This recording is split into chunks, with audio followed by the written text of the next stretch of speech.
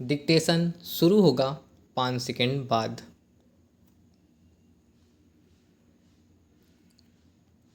Start. आखिरकार जिसकी आशंका थी वही हुआ।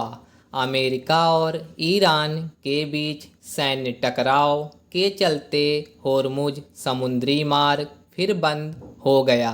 अमेरिका ईरान पिछले कुछ दिनों से जिस तरह एक दूसरे के ठिकानों पर हमले करने में लगे हुए हैं, उसके बाद इस निष्कर्ष पर पहुंचने के अलावा और कोई उपाय नहीं कि इन दोनों देशों के बीच युद्ध विराम को लेकर जो सहमति बनी थी वह पूरी तरह छिन्न भिन्न हो गई है।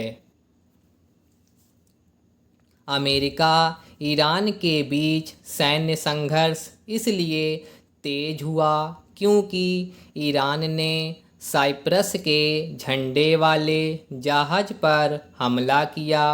उसने इसके पहले भी यह बहाना बनाकर 3 जहाज़ों पर हमले किए थे कि वे उसकी ओर से निर्धारित मार्ग से नहीं गुजर रहे थे।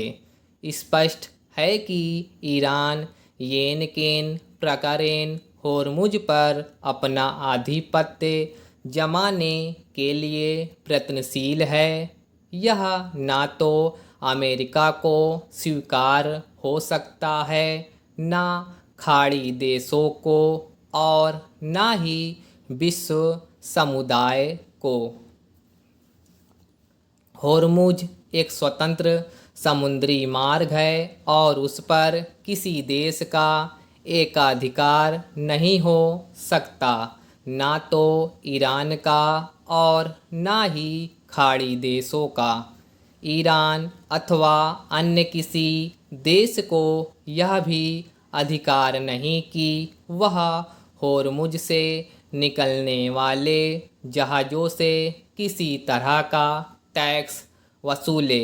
इसमें कोई संदेह नहीं कि जैसे अमेरिकी राष्ट्रपति डोनाल्ड ट्रंप ईरान को मनचाही शर्तों पर झुकाने के लिए प्रयत्नशील हैं, वैसे ही ईरानी नेतृत्व भी होर्मुज को लेकर मनमानी कर रहा है।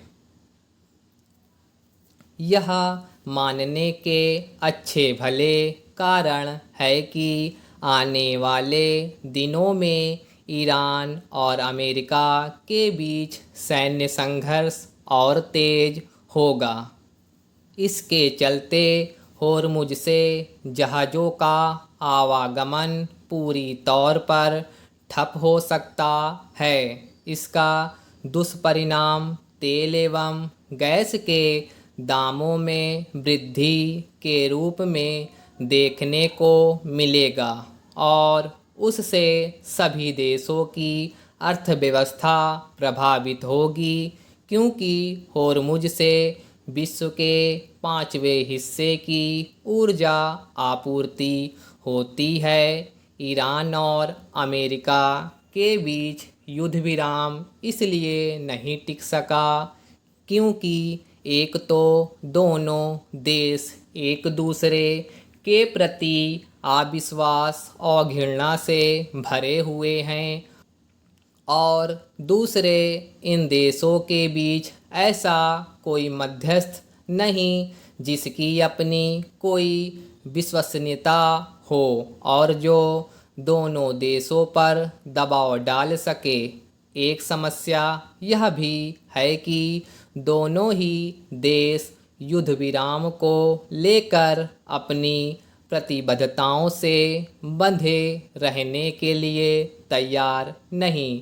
ऐसा लगता है कि ईरान इसकी प्रतीक्षा कर रहा था कि उसके सर्वोच्च नेता अयातुल्ला अली खामेनेई का अंतिम संस्कार हो जाए तो वह नए सिरे से अपनी आक्रामकता दिखाए। जो भी हो, वर्तमान परिस्थितियों में विश्व समुदाय के लिए यह आवश्यक हो जाता है कि वह आगे आकर अमेरिका और ईरान पर दबाव बनाए। इसके साथ ही यह भी आवश्यक है कि ईरान अमेरिका नए सिरे से किसी सहमति पर पहुंचने के लिए भरोसेमंद मध्यस्थों की तलाश करे। स्टॉप।